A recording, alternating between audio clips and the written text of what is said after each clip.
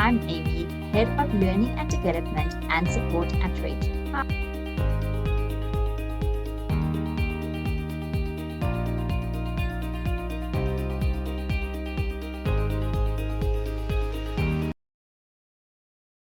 So just yesterday, one of our accounts managers and myself had a discussion with one of our clients regarding a recommendation that we've made, a negative recommendation. We said, do not trade with the specific.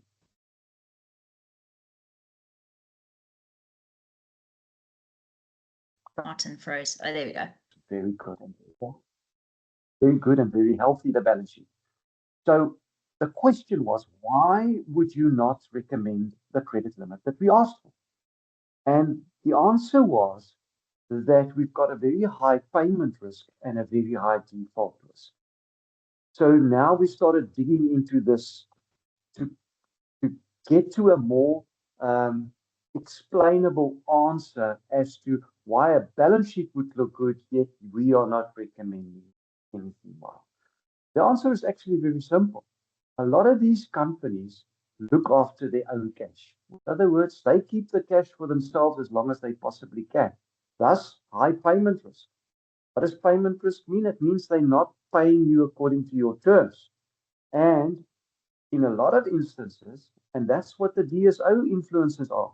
Because if they don't pay you, your DSO is going up. And if your DSO is going up and you're a public company, you are probably going to have an effect on your share because your cash conversion ratio is going to be slow. People are going to say, there's something wrong here. However, not just your DSO going up, but your margin is going to go down. That is the scary part of it all. And in yesterday's discussion with our client, we said, this is what you got to look out for. So when your DSO starts going up, think about my next comment. Your margin is going down. Your margin is reducing. So when a company's DSO is high and their margins are small, the balance sheet might look good, but you're going to notice one thing. They are not making profit. And that is where the scary part comes in. So when you talk about DSO, adjusted DSO, and all of those different measures that you use, they all look at one thing. How healthy is the margin? And how good is your collection? And if you measure those two, remember what I said, the one goes up, the other one goes down. The one goes down, the other one goes up. So your DSO goes down, your margin goes up. Your DSO goes up, your margin goes down.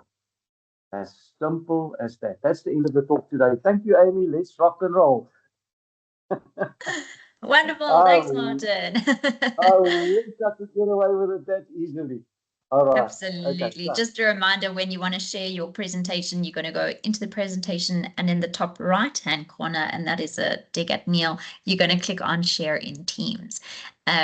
So that it's there for you. And then also just to start out with, what is a DSO? And I know that, Martin, this is something you're hugely passionate about, is, so if you see where it says present in Teams, like in the actual presentation. Up. Up. Can you see where there's like the red banner? Yeah. There we go. That's the one. That's the one. It will now come as present, and there we go. I was going to say the one thing that Martin is so passionate about is not using acronyms. So let's talk about, what does DSO even mean? And what is a DSO? And so we'll jump in from there. Take it away. So it's a very simple word, days sales outstanding or adjusted days sales outstanding. What is it in our lives as credit people or financial people? It is actually saying not how many days the sale has been outstanding. It's actually saying how many days has my money been in someone else's pocket. That's what this is saying. So however you measure it, or however you look at it, or however you represent or present this thing that we're going to talk about today, it talks about one thing. Is the money in your pocket, or is the money in the pocket of your debtor? And what influence does that have on your business? All right. So, what is it we will talk about? What do we want you to take away from this today? Read the number. Understand what DSO is and how it's calculated, and what good or bad figures really tells you. Now, we've had a little bit of an introduction about this. Know your ADSO, your adjusted version, or the different adjusted versions. And what does that mean? Is it an average version, or have you removed something to have a clearer picture of what you're doing? It judges your book health. Use these metrics to read the true health of your debtors. All right? And so many times we implement things in our business thinking it's the right thing to do, but what we're actually doing is we're causing ourselves more harm. Let me use a very simple explanation or example. Interest. I'm sure if I ask the question, a lot of you are going to stick up your hands and say, yes, our business does charge interest, or no, our business does not charge interest. When you start charging interest, you've got to be so careful, because you've got to be so 100% sure that the outstanding amount or the overdue amount is not due to something that you did wrong, but it is actual fact the client not paying you. Because if there's a query, they're not going to pay that interest. And then you're going to see this tail start happening in your aged analysis. And then what's that going to do? It's going to push your DSO up. All right. And of course, the longer the amounts are staying outstanding, the more damage is going to be to your team's motivation and your team's efforts, because they're not going to see the results. The same with things like bad debt lying in your ledger. All of these are playing an extremely important role. We'll get to that. Measure the team. Turn DSO and ADSO into a fair, honest scoreboard for credit teams' performances. If you don't measure someone fairly, they feel unfairly treated, and it immediately affects someone's motivation. That's why I always used to say to the managers in my team, when you start sitting down with your credit controllers, look at what is uncollectible and look at what is collectible. What is collectible is the money that must come in. What is uncollectible must be determined why it's uncollectible.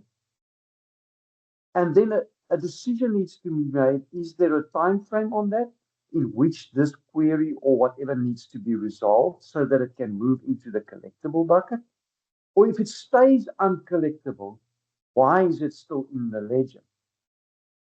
What needs to be done about it to make sure that it is moved out of the ledger, or it's written off, or what happens to it? Dodge the pitfalls. Spot the common ways these figures can get misread and how to avoid that. All right. And I've just said to you now, simple things. If your DSO is supposed to be, if your average terms or your only terms that you give is 30 days, and your DSO is currently standing on 75 days, and your margin is 3%, I will bet my life on it that you are not making money, that you are actually losing money. Why am I saying that? Because your DSO is up there and your margin has been eaten away by these long terms, by these long times that these guys are taking to pay. The example that we were talking about in just now, there was quite a couple of million rand of this debtor that we were investigating lying in an overdue state. Approximately 20% of 100 million, which is 20 million, lying in an overdue state. Now imagine 20 million rand lying there. Interest on 20 million is approximately 100 rand per million times 20. There you go, per day. Per day. And that's how much you lose on interest if you are borrowing money to run your business. Now imagine that deteriorating and eating into your margin, because you have to compensate for it somewhere. So you've got to now pay the interest. So you are reducing your profit margin all the time, because now you've got another expense that you haven't accounted for, prepared for. And there goes your money out the window. Dodge the pitfalls. DSO. Now, we always talk about a balance sheet as well. A balance sheet is exactly what a DSO is. A balance sheet, however, is just an annual thing. The management accounts, it says, this is what we look like this month. DSO, this is what our collections look like this month. Snapshot in time. Balance sheet, financial audited statements. Snapshot of what the company looked like over a year. Photo taken. And now we represent the business and say, this is where it is. However, if you start looking at it and there's trends in it, then it might give you a different picture. Then you might see something different, or you might pick up something different. It's either that you are in a seasonal business and the DSOs does that, or your debtors are in a seasonal business and that makes your DSO do that, or your debtors have got cash flow issues and that makes your DSO do that, or do that if you've got a good collection team. Lots of things stand out when you start looking at your day sales outstanding. What is a DSO and how is it calculated? I don't have to teach you guys how to calculate it. So I'm sure most of you can do it with your eyes closed. Accounts receivable divided by credit sales times the period. Or if you want the more, you take your total ledger outstanding minus current and the balance of that divided by the previous month's sales plus 30, and it gives you a DSO. Now that tells you if you are in a healthy state of cash conversion, or are you in an unhealthy state of cash conversion? Remember, in the perfect world, in utopia, if your terms are 30 days, you should be collecting your cash on 30 days.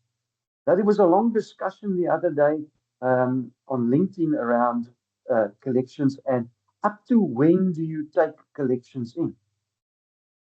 Don't bluff yourself by taking in money. They call it cash in transit.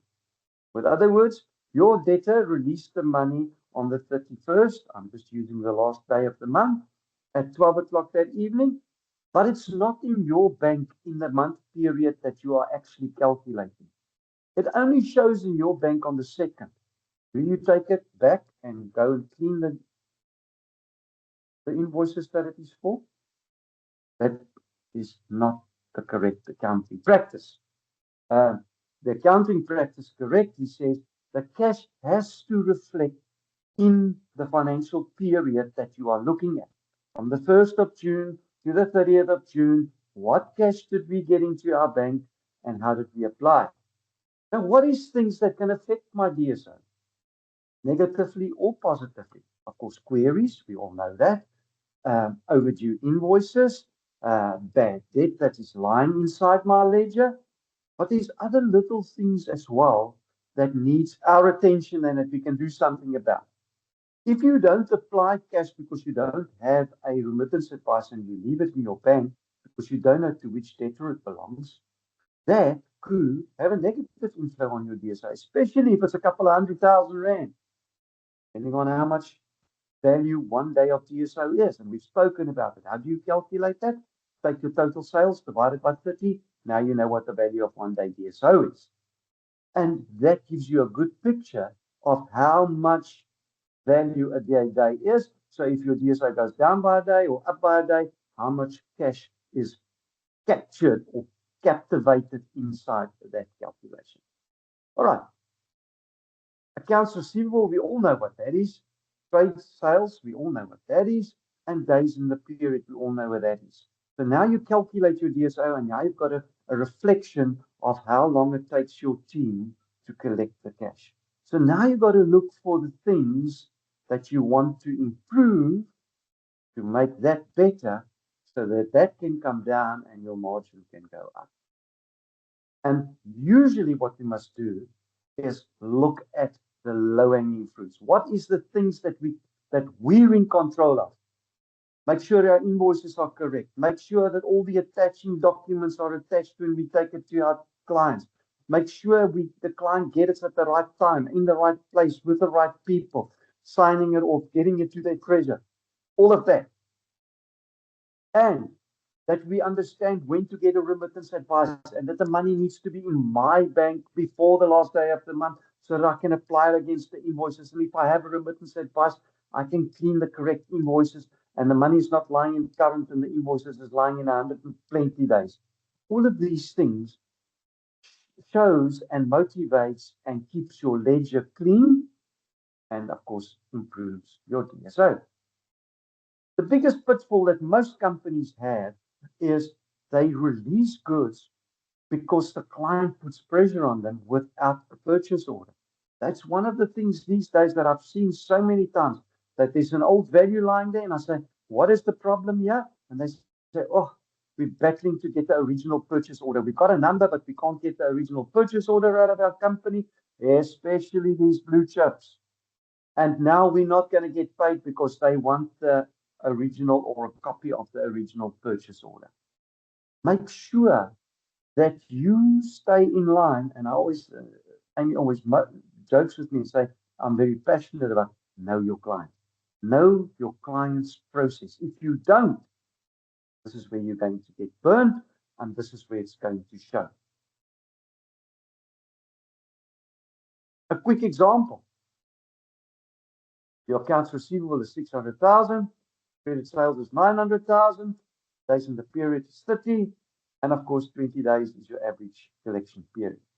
So now, not everything at every time it will look that rosy and that clear, because there's sometimes invoices that gets raised at the very last moment. And of course, it doesn't go through the debtors accounting process fast enough.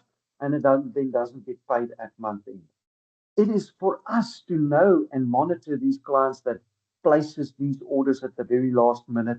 And then, of course, they score every extra 30 days because they know that your processes are slow and you're not going to get that invoice to them in time so that it can go through their process for payment. Those are little things that we should know about and should be prepared for to manage our ledger better and to, of course, improve our DSO. What DSO tells us about our book? Tells us about the quality of our cash flow. Tells us how good our cash flow is. If your DSO is low and you've got good sales, you've got a good cash conversion ratio. And that means your cash is not lying in someone else's bank account. It's now in yours. You can use it to manufacture or purchase and sell again and make more money and purchase more and sell more or manufacture more. But if you don't have good quality cash flow, of course, it's going to show in your ledger, in your business. Or you're going to go borrow money at a high rate and then try and convert that to cash again to try and pay off your bond or your overdraft facility. Collection efficiency. How well is your team collecting, converting the invoices back into cash?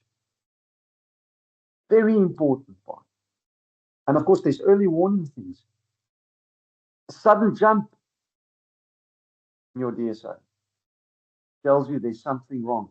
Maybe, the other day, someone said, we should start focusing on this thing where we put all our eggs in one basket. I've been in credit for over 40 years. And I've never come across a company where you don't see the 80-20 scenario. 80% of the cash outstanding belongs to 20% of the debtors. And in some instances, it's even far more than 80-20. It's like a 90-10 or a 95-5. 95% depends on what industry you're in, where you're finding yourself. A little engineering company in Rustenburg might find him in the 95-5%. 95% of his business is with a platinum mine, and 5% is with a few of the other businesses that wants engineering work done from them. I'm just using that as an example. I don't say it's real, but that's what can happen. How do you prevent that from having an influence on this. The minute that company starts querying your invoices and they've never done that before, and you know your invoices are correct, it's a red flag. There's cash flow problems. Get yourself ready for some trouble. Customer behavior.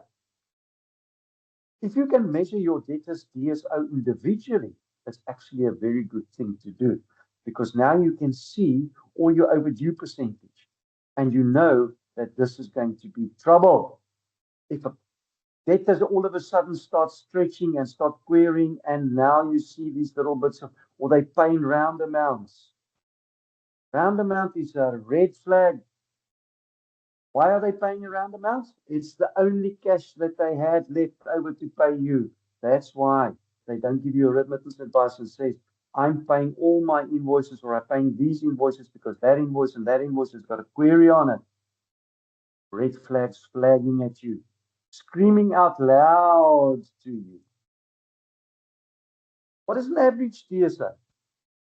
So it's taken over a period. Remember, normal DSO snapshot in time, average several months, and then they say this is the average. However, your average can be skewed by either one low month or one high month.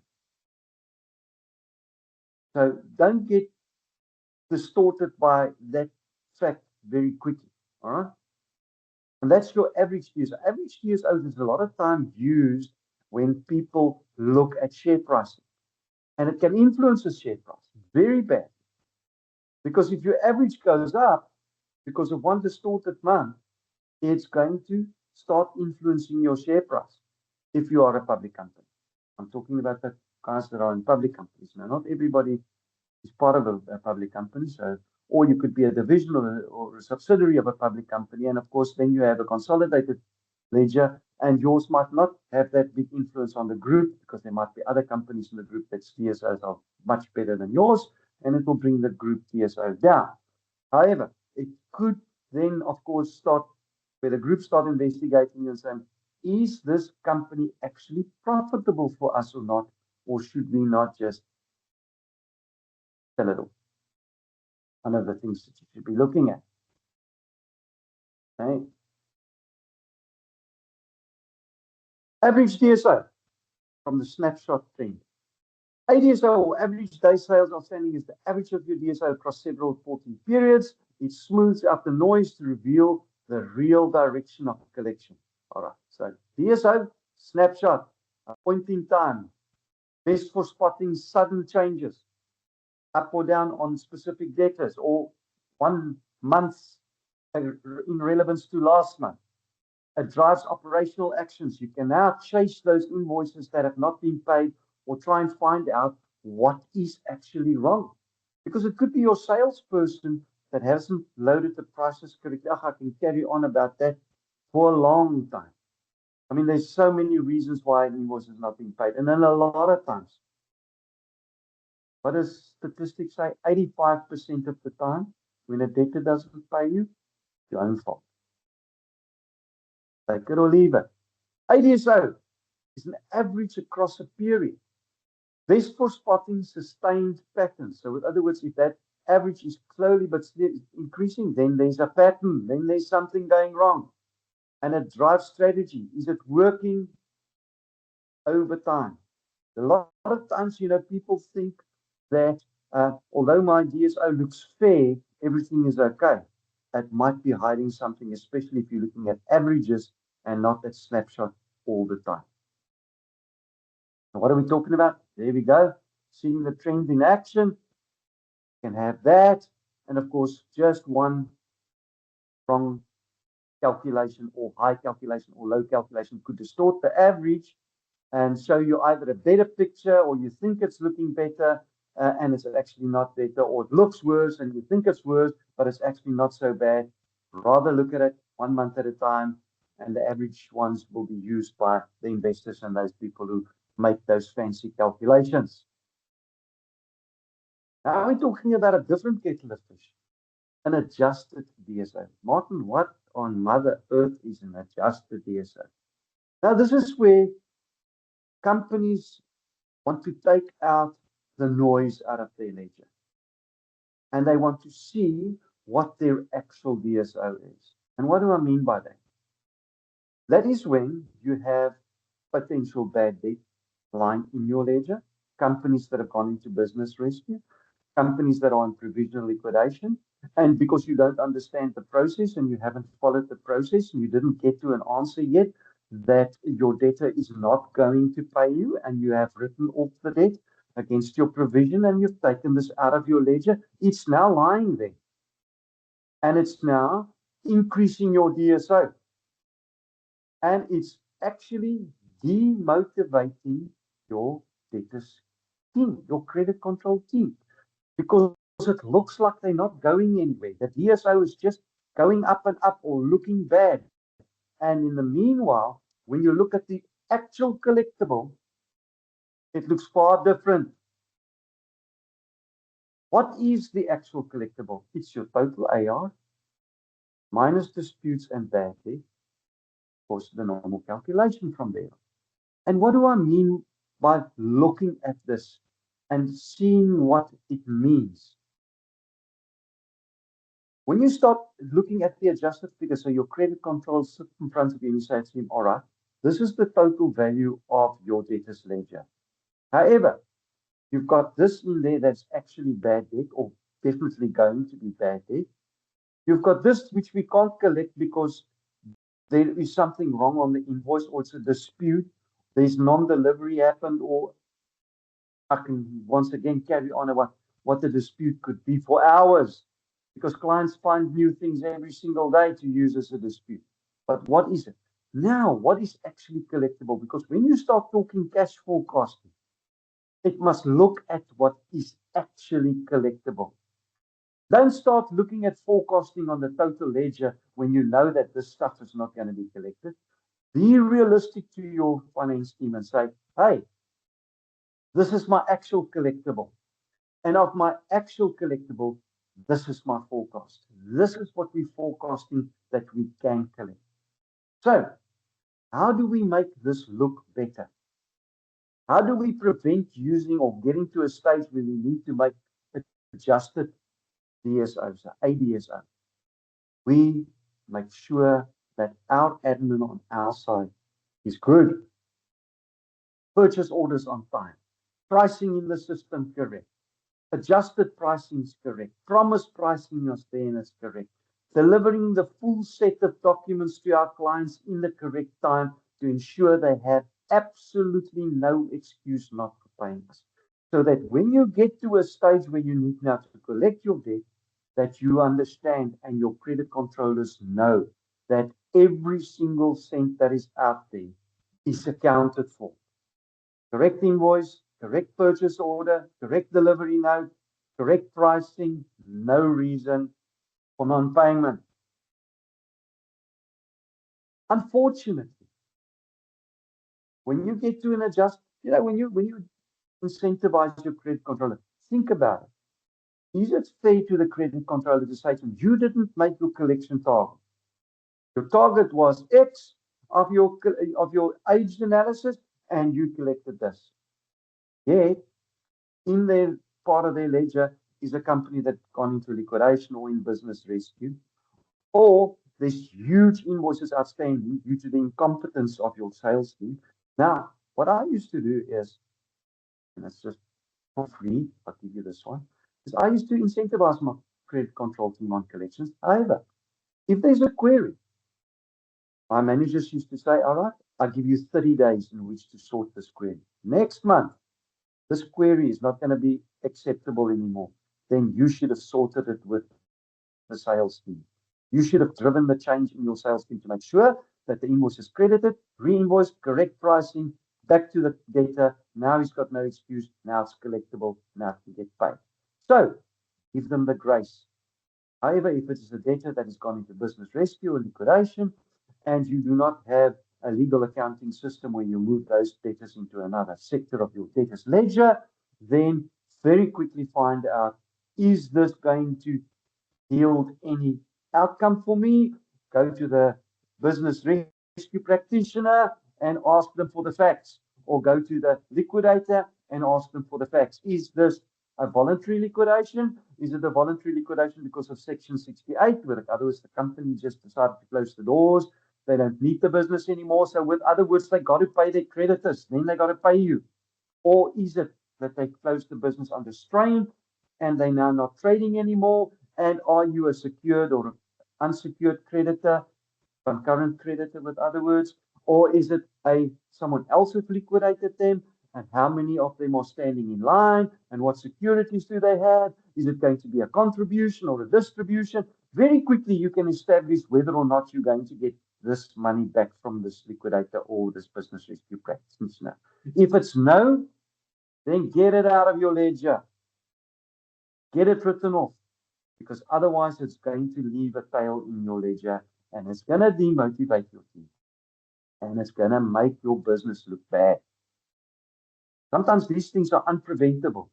Sometimes we make the most fantastic decisions. We've got the best evaluating team inside our business. They look at credit very well, very good, but there's always something that's going to creep up on us and take us for a little bit of a ride.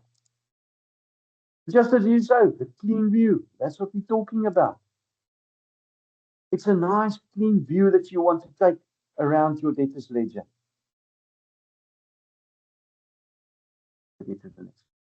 It removes distortion. It clears cash visibility. What is really collectible? What can I really bring into the business to make sure that our company can pay their creditors so that we can buy stock, so we can buy raw material? What is the real true picture? And of course, when is the cash going to come in? Pinpoints the problem. You know exactly what is a problem and what is not a problem. Is it a possible bad debt? Is it a query? And of course, queries needs to be written into your credit policy. There should be a time frame in your credit policy for which sales or operations has to get a query sorted. Very simple. And what did I say a credit policy is? It's a company policy. That's not the credit control policy. The whole company agreed that we should sort out a query within 7, 14, 5, 10, 12, however what days you make it, depending on how diverse your business is, how far removed some of the operations are from your head office, and all of these things, of course, will play a role. And sharper decisions. Separate everyday collection performances from deeper structural receivable problems. That's what an adjusted DSO means. Says, this is what's collectible, and now your credit controller knows. This is what I can collect, that I can't collect. Or this is possibly collectible because there's a query on it, and what have I done about it to sort the query out? The closer your credit control team is to your operations, the quicker your queries are going to be sorted. And if you outsource some of these functions, that outsourced team needs to understand that. They need to know how to work with your operations to get queries sorted out faster, quicker, and of course, cleaner. Common pitfalls to avoid. The two ADSOs. ADSOs means average to some or adjusted for others. Always state what you mean before you do the figure or you show the figures. Understand what it is that you want to show. Why are you using this specific figure? What is the message that you want to bring across? Reading a number naked. A DSO with no payment terms and no prior months next to it is meaningless. In other words, what is your payment terms? What happened last month? What's happening now? Otherwise, it's just pie in the sky.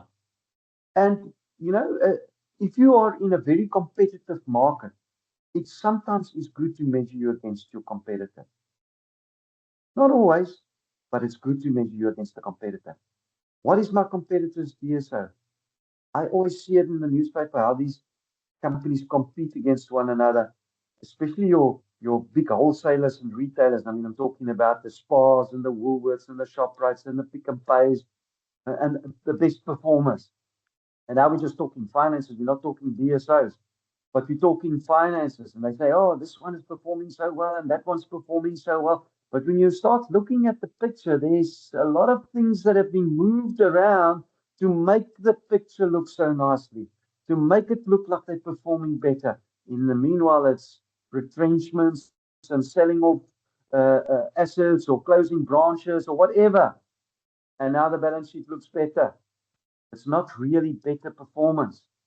So make sure what you're looking at. Average hides the trend. Blaming the team for bad debt. You know, sometimes, as I just said, a bad debt happens. There's nothing you can do about it. Especially if your debtor is a 95% eggs all in one basket with someone that he's doing work for, and that guy doesn't pay him. He's not going to pay you. Or he might fall. What happened in COVID? Companies couldn't sell, companies couldn't make money, companies battled to collect their debt, and they closed their doors. It didn't actually have that huge impact. A lot of companies survived COVID, which if a company went through COVID and they're still doing business, I take my hat off to them. They're doing very well. And that is a good tick on their managing of their business, important things. And then one metric in isolation. Don't look at one thing in isolation. Don't say the DSO is bad. Is there something this month that have influenced the DSO? Has one of your biggest debtors not paid you because they received the invoices late? Not paid you because the purchase order was depleted? Not paid? Oh, I can once again carry on. But don't look at things in isolation. Look at the full picture. Measuring and improving the team. Set fair baselines. What do we mean? Benchmark DSO against your terms and history and not arbitrary targets. What have you been doing for over a year? Or if the DSO was bad, why was it bad? And what can you do to change that? And now you set realistic targets. Not say, hey, our DSO is 75. Next month it must be 42. Really? How are you going to improve your sales team and putting in the correct the prices in the system in a month? How are you going to get them to do the query resolutions in a month? I'm just using some stories that there are. There's a lot of things that could influence the DSO, but be systematic about it and say, this is where we are, and this is where we want to be, and this is how we're going to do it. Set fair baseline. Judged on adjusted DSO. And then, of course, sort out those things in the back. Neil, you've got a question? Yes, thanks, Martin. Just for my understanding of, because what I'm doing is I'm linking the DSO to what we do have currently in TradeShield and the dashboards, etc. And I know we use the weighted DSO on our KPIs and trend side. Is that the same as average or adjusted in this case? It will be neither. Adjusted means you've taken something out. What we're doing in TradeShield is we're saying that on average, this is how long your debtor will, or debtors, depending on if you're looking at a singular debtor or if you're looking at a conglomerate of debtors, will take to pay. This is averagely how many days. Now, if you look at the adjusted DSO, it means that you've taken certain things out of the equation, or you've looked at the DSOs over a period of time and said, this is my average DSO. But it doesn't always act consistently. So it's close to that, but not actually that, because we take it on actual days. In other words, we count the days in the system, how long this invoice has been outstanding. Because we know when the invoice was raised and we know when the invoice was paid. And we look at those averages, and that's what the average is. Understand. So not to be confused with adjusted or average DSO, weighted DSO is pretty much its own thing. Weighted is very close to the average. Okay. But it's it's not. It's a balance between the lot of them. Okay. Perfect. All Thanks, Martin. right. So that's a pleasure. Track the trends and reward it. So if your credit control team is working towards that, make it visible to the team, make it visible to everybody, so that everybody can start saying, okay, what has that person done to make it look better? Or what do I need to do to also get there? And then use these things as a team effort to say, well, it worked for Amy, or it worked for Martin, or it worked for Neil. Is it going to work for me? Am I dealing with the same type of data that they've been dealing with? If it is that your credit control team it works with different types of data, some work with blue chips, some don't, you must understand the type of data that your credit controller works with, also to understand the type of complexities they might have. Is it one invoice, one collection? Is it one statement, multiple invoices? You never know. You never know. All right? And make sure you understand these things. Use the gap as a flag. You know, a lot of times there is things that happens and it starts changing the behavior of your data, and then there's certain gaps starting to happen, and you need to understand those gaps and then plug those gaps very, very quickly. You know, doesn't help you trim the branches, you've got to fix the roots for the tree to grow correctly. We're going to run out of time, and I don't want to get there. Putting it to work, simple rhythm, DSO monthly, ADSO average quarterly, adjust it, take out the distortions, see the true picture. What is it that I'm actually looking at? And where is it that I want to go? The 5 things to remember. DSO is your snapshot. How fast cash comes back is important. ADSO average trend, where collections are truly heading over time. Is it the average DSO doing this? Is it doing that? If it's doing that, I find out what it is that's making it do that. Adjusted DSO is your clean view. Only what's realistically collectible. Don't ignore the rest. Fix it. Take it out of your ledger by writing it off as bad debt, or understanding if it is going to be collectible. What is it that you're going to collect?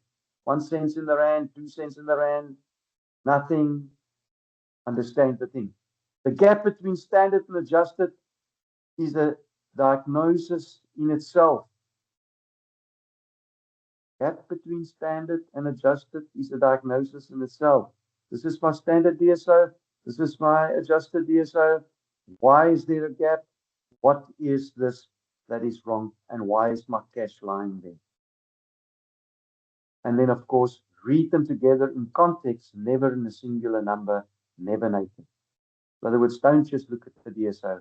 Understand terms relating to DSO, and of course, what was the previous behavior. Where do I want to go, and how can I get there? Don't set the DSO on the total ledger and there's a lot of money that is not collectible. You're only bluffing yourself. Be realistic about it when you go to your bosses and say, this is what our DSO is going to be, and this is why I'm saying it. And if they then say, well, why is that money uncollectible? What is your team doing about it? Be truthful. Put it on the table. It's going to hurt people's feelings now and again, because someone has to go and be accountable for it if it's a sales problem or operational problem or someone else's problem that needs to be fixed very, very quickly. Behavior needs to be changed or brought up to in line. Someone needs to do it, but look at it and understand it. All right. That's it. Actual snapshot, trusted, average. Those were the 3 ones that we spoke about today. Hope you've learned something. Is there any questions? I think there was a question. I saw someone popping a question in the. I box. didn't It wasn't see a any. question, it was just a notification that they were going into a meeting. Oh, yes. All right. So, But what we will do is we will quickly launch a survey, if everyone wouldn't mind just completing how we are doing, and or if there's any topics that you want us to cover on the Thursday session, so that we're making sure that we're here for you as well. And if there is something Trade Shield specific that you want us to cover on a Tuesday, we can do that. If there is specific credit things that you want to talk about, or sales things you want to talk about that are general, not specific to Trade Shield, that's what we use our Thursday sessions for. And of course, myself, Martin, and Neil, as well as the rest of the Trade Shield team, are always available should you have any questions or reaching out to your teams. Oh, I will also pop into the chat the we are currently doing our quarterly NPS score, which is how we feed back to the business to say, how are we doing as a company? What is it that we can do for you? And so I'll pop that link into the chat as well. So if you wouldn't mind completing that, if you didn't get that email, we apologize for that, but I'll pop that NPS for you as well. Otherwise, as usual, thank you for joining us on a Thursday. We hope you keep well and keep warm, and we look forward to seeing you next week, Thursday. And if you did run the comrades, well done. And we're very proud of you. If you are like myself and Neil, who don't run, maybe next year. You never know. Yeah, I think the closest I'll get is being a safety car following the group. That's it. well, like my friend said, Absolutely. it was the tiring episode for his right arm he's ever had. He had to drink 24 beers in the whole process of running the comrades. Oh my word. Absolutely. And then I can see that Sarah also popped into the chat. If you'd like to gain greater visibility into your debtors book and strengthen your credit risk management processes, we'd be happy to show you how Trade Shield can do that for you. And you can book a session with us. That's obviously if you're not a Trade Shield user yet. No, I'm just kidding. But go ahead and book some time with us. But otherwise, thank you so much and have a wonderful day. Thank you, Martin. Thanks, guys. Thank you guys for your support.